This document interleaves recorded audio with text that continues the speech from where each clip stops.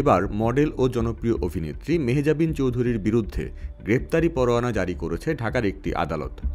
পারিবারিক ব্যবসায় পার্টনার করার কথা বলে ২৭ লাখ টাকা নেয়ার পর তা আত্মসাৎ, ভয়ভীতি ও হুমকি দেওয়ার অভিযোগে করা মামলায় নির্ধারিত তারিখে আসামিরা হাজির না হওয়ায় মেহজাবিন চৌধুরী ও তার ভাই আলিসান চৌধুরীর বিরুদ্ধে এই পরোয়ানা জারি করেন আদালত।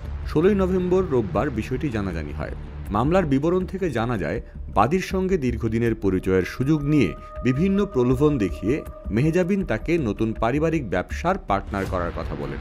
এই প্রতিশ্রুতিতে নগদ ও বিকাশের মাধ্যমে বিভিন্ন সময়ে মোট ২৭ লাখ টাকা নেন অভিনেত্রী ও তার ভাই। কিন্তু দীর্ঘদিনেও তারা কোনো ব্যবসায়িক কার্যক্রম শুরু করেননি।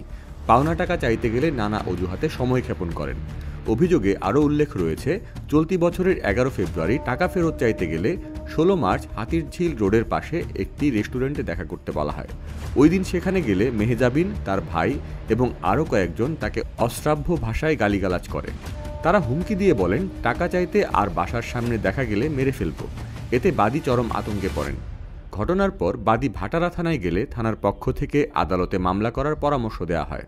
পরে গত ২৪ মার্চ ভুক্তভোগী আমিরুল ইসলাম বাদী হয়ে ফৌজদারি কার্যবিধির ১০৭, ১১৭, ৩ ধারায় ঢাকার নির্বাহী ম্যাজিস্ট্রেট আদালতে মামলাটি করেন। আদালত সূত্রে জানা যায়, মামলাটিতে আসামিদের আদালতে হাজির হওয়ার দিন ধার্য ছিল।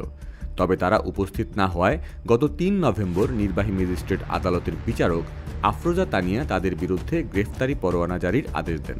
১০ নভেম্বর সেই পরোয়ানা জারি করা হয়। গ্রেফতার সংক্রান্ত তামিল প্রতিবেদন দাখিলের পরবর্তী দিন ধার্য করা হয়েছে ১৮ ডিসেম্বর। তবে এরই মধ্যে অভিনেত্রী মেহজাবিন চৌধুরী আদালতে আত্মসমর্পণ করে জামিন পেয়েছেন।